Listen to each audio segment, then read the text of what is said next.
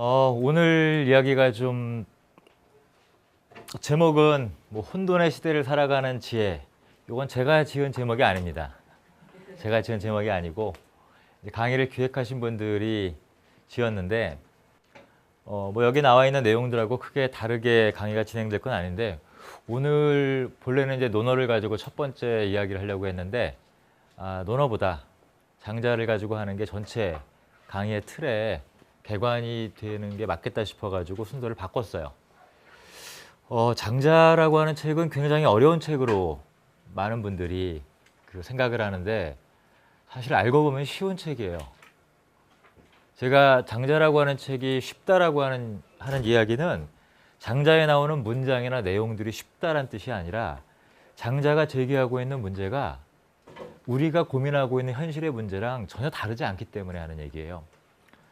보통 우리가 동양 철학하면은 뭐 도가 나오고 덕이 나오고 천명이 나오고 그 다음에 유학하면은 매번 이제 예의범절 이런 거 얘기하잖아요. 그 다음에 뭐 음양 얘기하고 이기 얘기하고. 그런데 이런 방식의 얘기들이 근대적인 언어로 번역을 해서 그게 제기했던 내용들이 뭔가를 따져보면은 우리가 오늘날 고민하고 있는 문제들하고 별로 다르지 않습니다. 저도 장자를 굉장히 어렵게 생각을 했어요. 그랬다가 작년 12월 달에 장자가 이런 책이었구나 하는 나름대로의 깨달음을 얻었다 그럴까요? 새롭게 보이기 시작했어요. 그래서 제가 이 장자를 가지고 이렇게 강의하는 거는 아마도 학회에서는 한 2번 정도 발표했는데 이 대중강의원으로는 아마 이게 처음 하는 이야기가 될 것 같아요. 제목을 제가 피곤한 사회라고 붙여놓고 본래는 이제 피로사회, 그건 한병철 교수의 용어죠. 책의 제목이기도 하고요. 그런데 피곤한 사회라고 해놓고 옆에다가 땡땡 모두가 친구가 되는 사회 이런 방식의 제목을 붙였어요. 이게 왜 무슨 상관이 있는 거지? 굉장히 긴밀하게 상관이 있습니다. 그리고 장자를 읽다 보면은 쉽게 이해가 안 되는 부분 중에 희한한 표현들이 많이 나오거든요. 근데 가만히 들여다보면은 그런 것들이 왜 나오는가를 저도 이제서야 비로소 이해를 하게 됐는데요.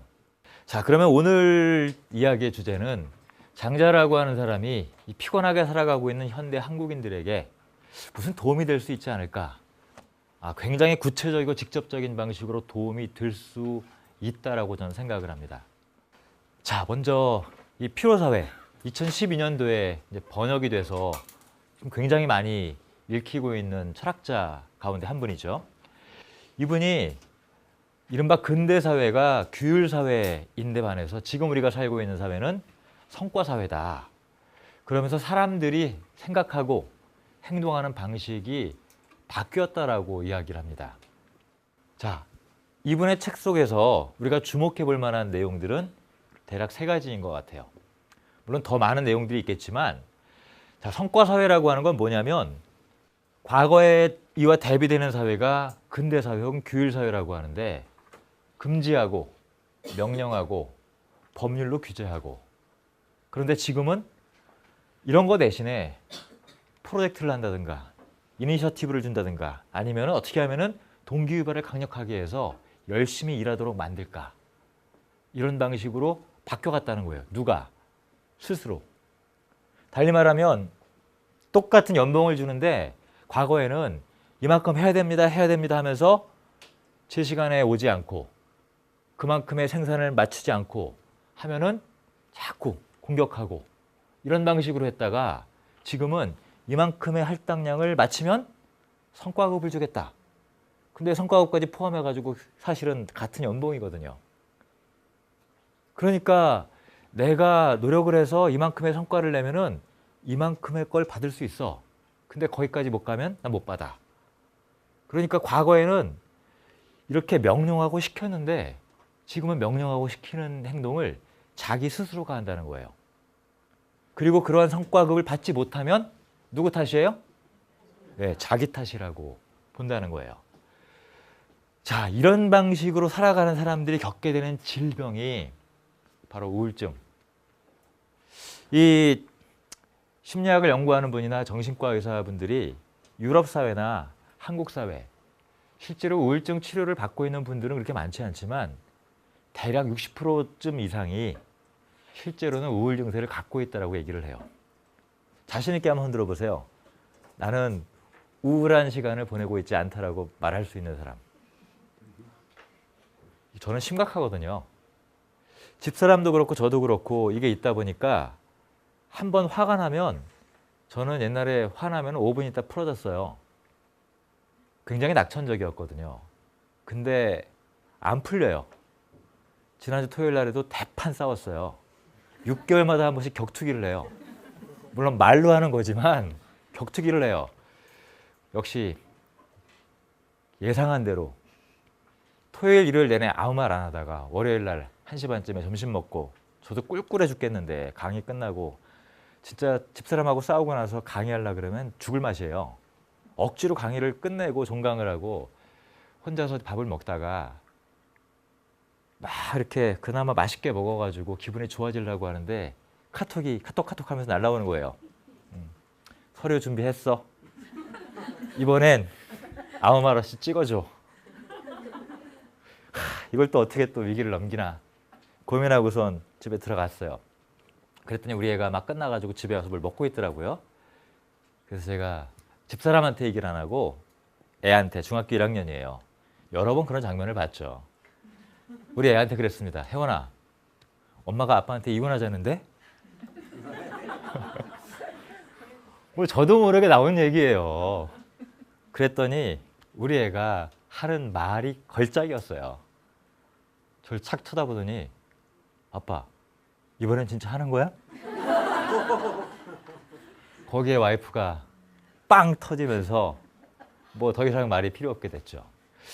그러니까 집사람도 알고 저도 알고 서로 아는 거예요. 조그만 일에 화가 나면 그 감정이 본인도 통제가 안 되고 저도 통제가 안 되고 우리는 왜 이렇게 됐을까? 저는 굉장히 낙천적인 사람이었기 때문에 우울증 같은 증세를 제가 가지리라고는 상상을 못 해봤어요. 그런데 왜 그런 거냐? 제가 보기에요.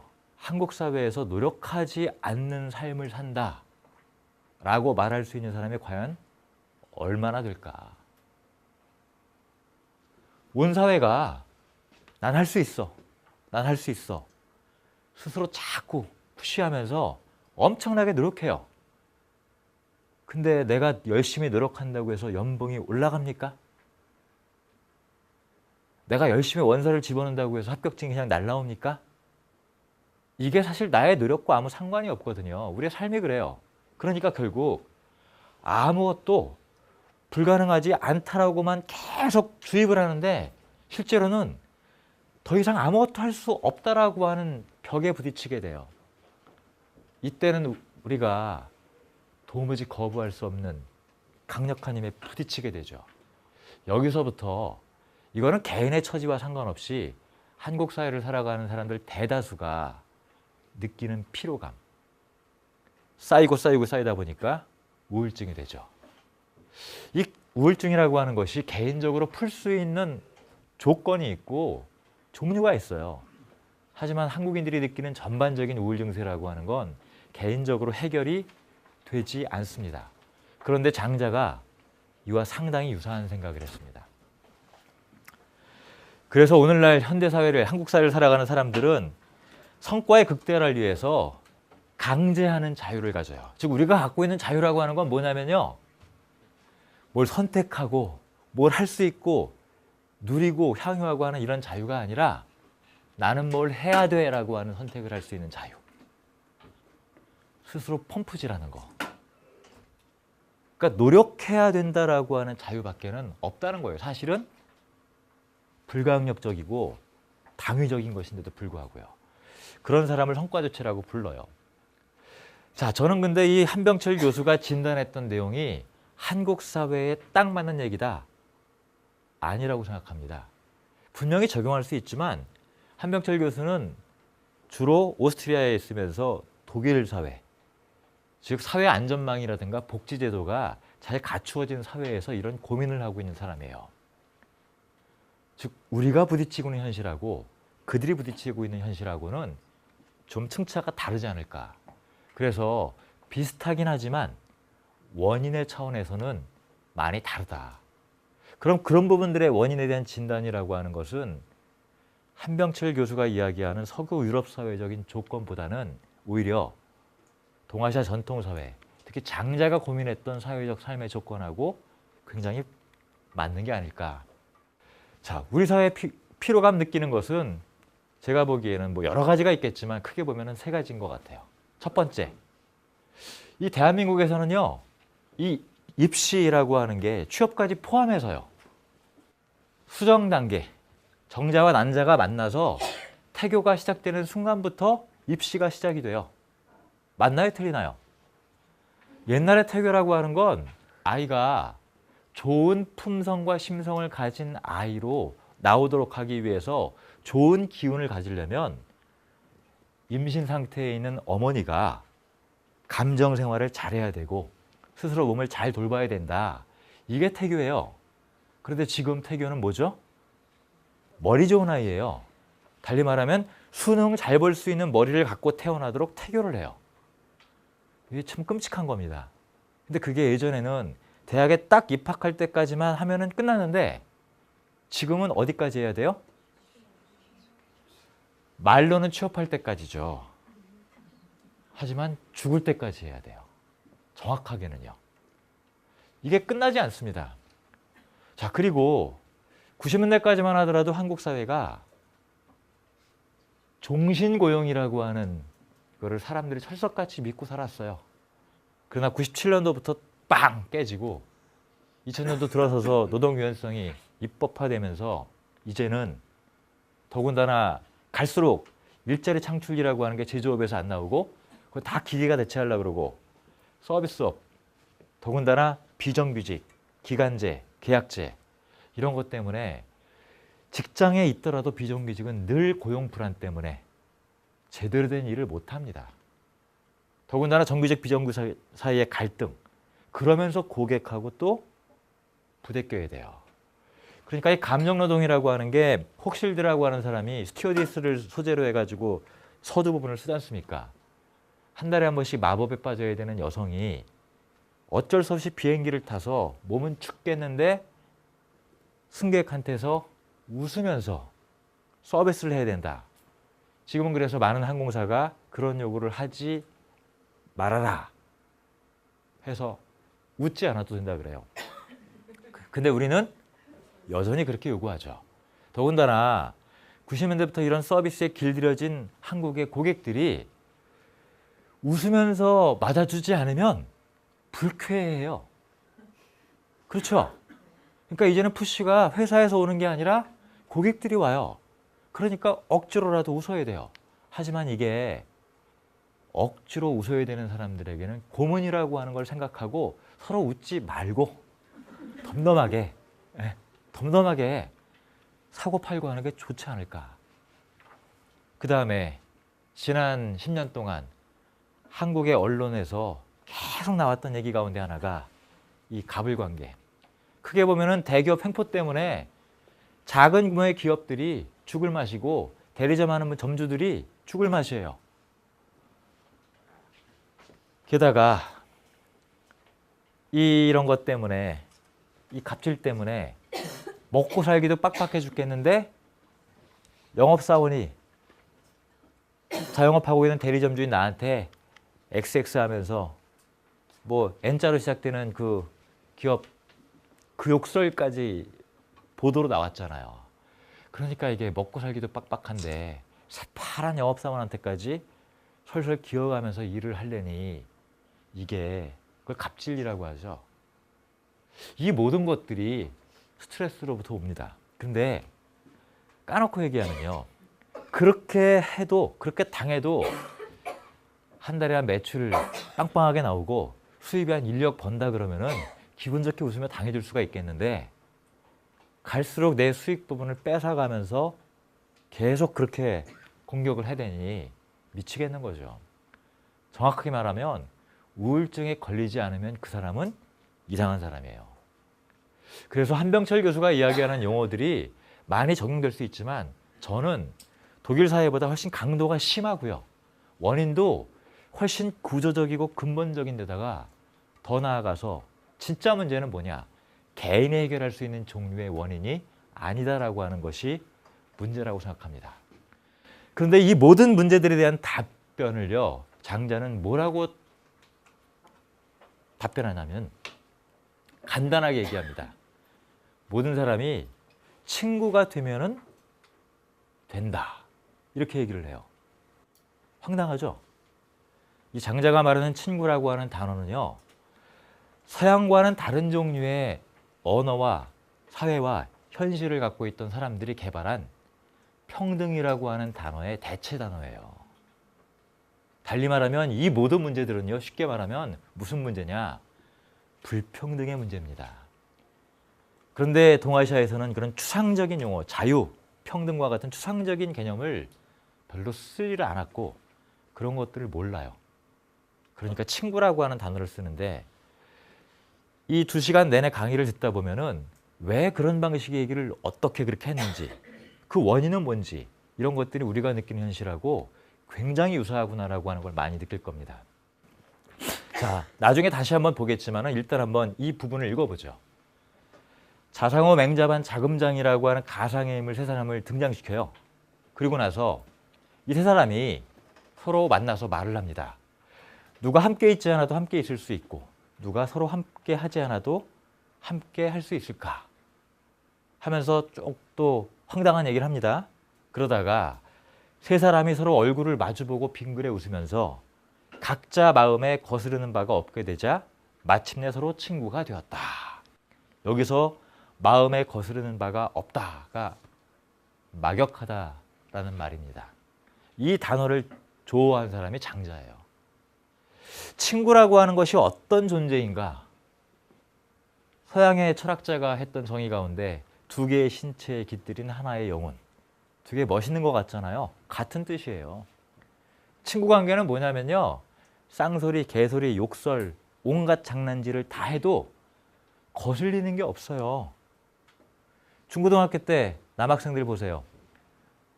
대화 가운데 반은 욕설로 하잖아요. 그렇죠? 근데 대학에 딱 입학하는 순간부터 욕이 사라집니다.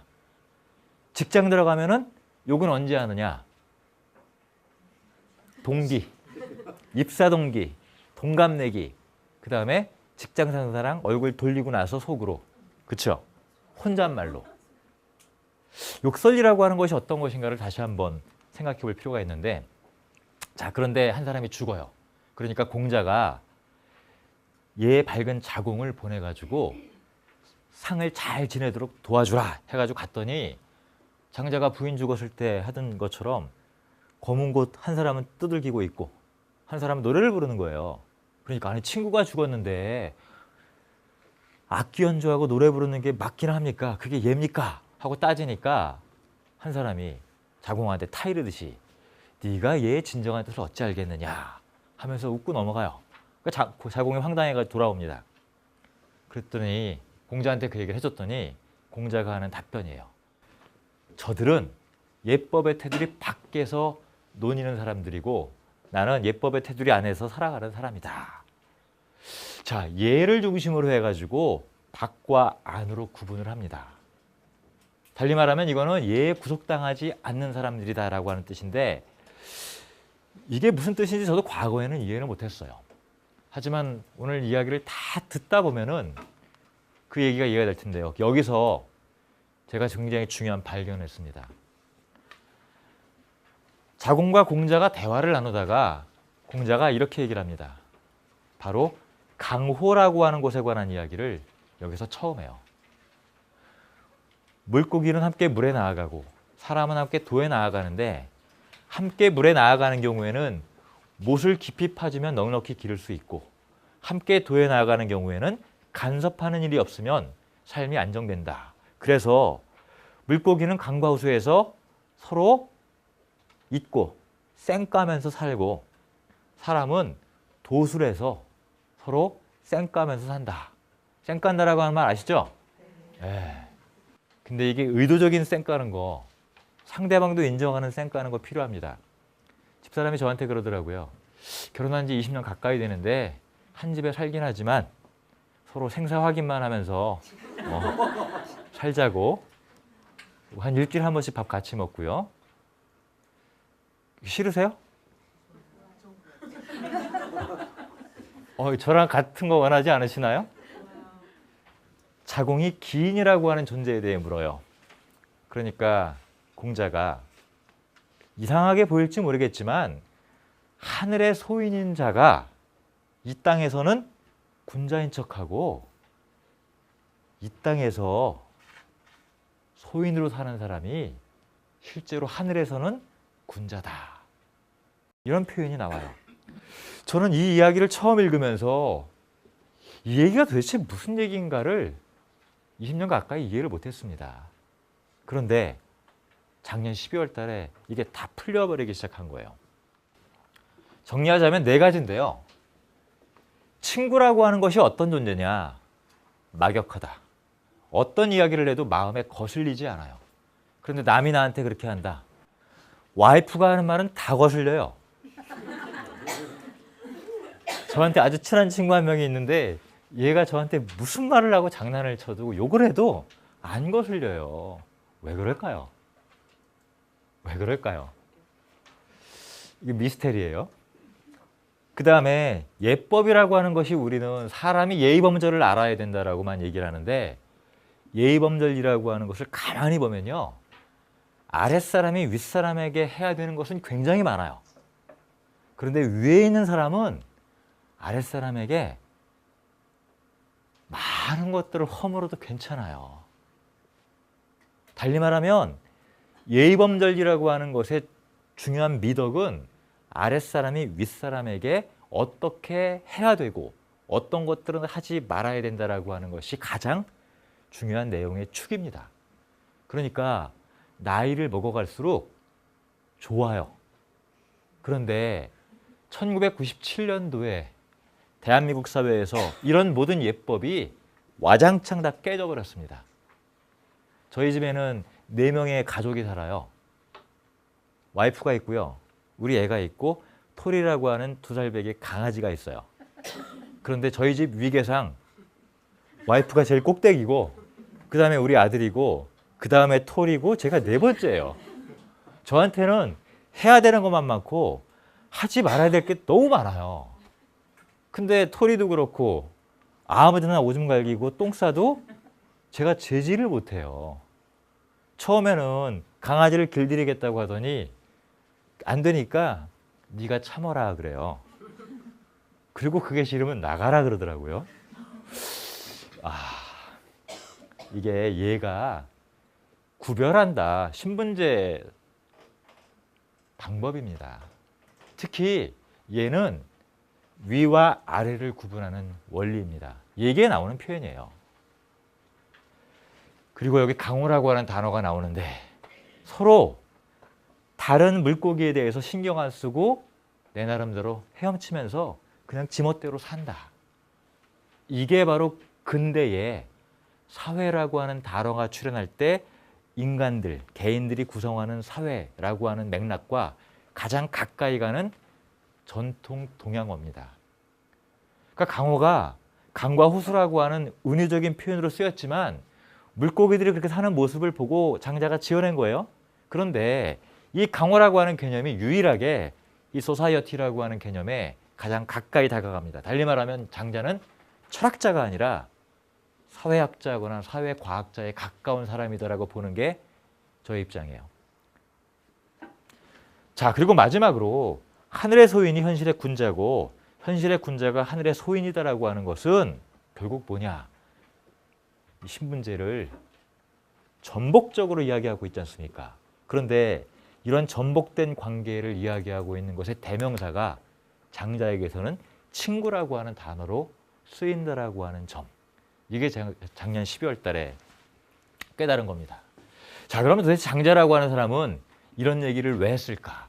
여러 가지 정치적, 사회적, 군사적 원인들이 있지만 우리가 좀 성과사회 이런 얘기를 했으니까 그와 유사한 방식의 내용을 가지고 한번 생각을 해보죠. 자, 이 진과 채라고 하는 곳 사이의 국경지대에서 공자와 그의 일행들이 가장 위험한 고비를 넘긴 일이 있습니다. 일주일 동안 식량이 떨어져 가지고 거의 아사 직전의 상황까지 갔어요. 자, 논어에도 얘기가 나옵니다. 거의 먹지를 못해서 일어설 기력조차 없는 상황이에요. 그러니까 자로가 아주 화를 내면서 공자한테 가가지고 군자도 이렇게 굶는 때가 있습니까? 이때 말하는 군자는 공자가 이야기하는 인격을 갖춘 자라는 뜻이 아니라 통치 계급을 얘기하는 겁니다. 달리 말하면 논어에 등장하는 사람들이 쓰는 단어가 똑같지 않아요. 나 같은 귀족인 군자다. 군자가 어떻게 굶는다라고 하는 사태를 겪을 수 있겠느냐 하면서 화를 내요. 여기서 쓰이는 군자는 품위가 들어간 거죠. 야, 진짜 군자다운 군자는 굶어도 품위가 있어. 너처럼 그렇게 마구잡이로 행동하면은 그건 소인이야. 여기서 이 군자와 군자는 같은 개념이 아닙니다. 이 사건은 실제로 있었던 사건이라고 하는 걸 보여주는데 사마천이 사기를 쓰면서 이 얘기를 아주 극적으로 표현합니다. 그리고 전해오는 전승을 여기다 채록하는데 이렇게 해서 죽을 뻔해요. 근데 공자는 여전히 검은 거 뚱땅 튀기면서 노래 부르고 계속 제자 가르치고 하는 짓을 하는 거예요.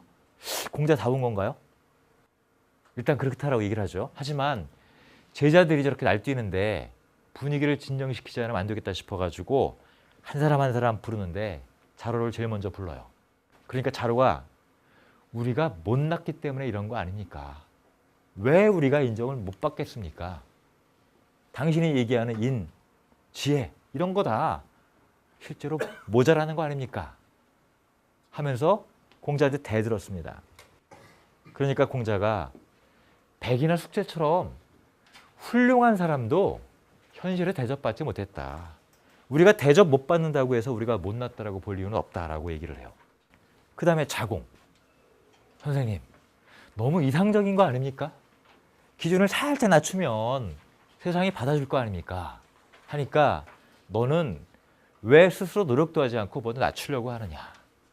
드디어 공자의 수제자라고 하는 아내가 옵니다. 아내가 이렇게 얘기를 해요. 선생님의 도가 세상 사람들이 진짜 받아들인다면 그건 진정한 도가 아닐 겁니다. 그러면서 이렇게 얘기를 합니다.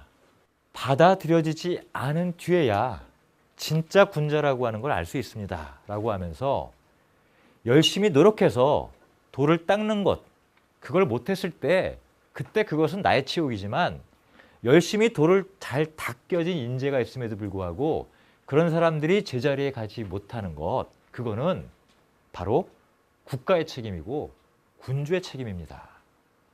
이렇게 보면 받아들여지지 않은 사람이야말로 진짜 군자임을 알 수 있습니다. 하니까 공자가 찬탄을 해요. 자, 이 위대했던 제자들의 이야기들을 소개하려는 데 목적이 있는 게 아니라 제목들을 보세요. 자로, 내 탓이오. 핵심이 이거예요. 자공, 나를 바꾸겠습니다. 이 얘기예요. 그런데 아내의 얘기는 뭐냐면요. 내가 능력이 있음에도 불구하고 있을 만한 자리에 있지 못하다라고 하는 것은 내 문제가 아닙니다. 그거는 바로 그들의 문제입니다. 이거를 오늘날의 의식으로 바꾸면 문제는 경제야라고 해가지고 대통령이 되었던 클린턴에 이어서 지금 대한민국 사회에서 외치고 있는 소리는 딱 한 가지입니다. 문제는 정치다. 우리 아들, 딸이 취업 못한 것은 우리 아들, 딸이 노력을 안 해서가 아니에요. 일자리를 만들 수 있는 경제력이 있음에도 불구하고 투자하지 않고 일자리를 만들려고 하면은 못 만들게 막고 있기 때문에 그런 것 아닐까.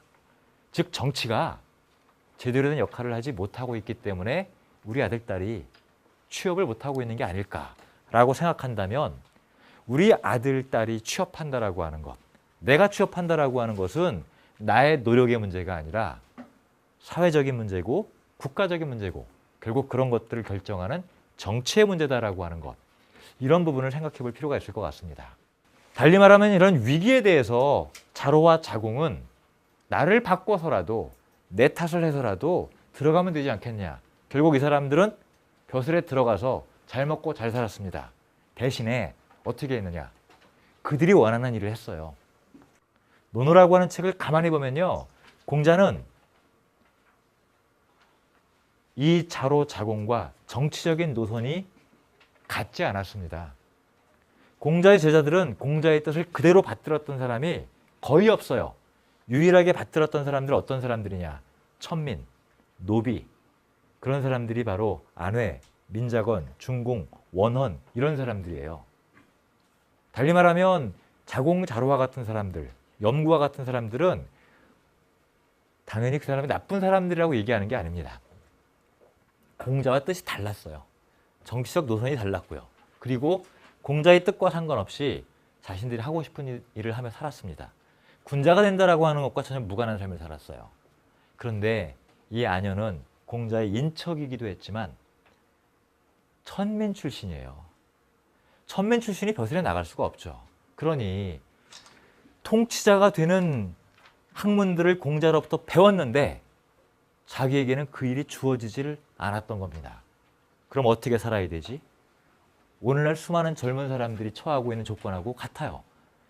충분히 취업할 수 있는 능력들을 갖추고 자격증 따고 스펙이라고 하는 걸 쫙 쌓았는데 나를 불러주지 않아요. 그러니까 5년 동안 노력하고 안 되다 보니까 어쩔 수 없이 창업. 그렇죠. 안현이 바로 그런 사람입니다.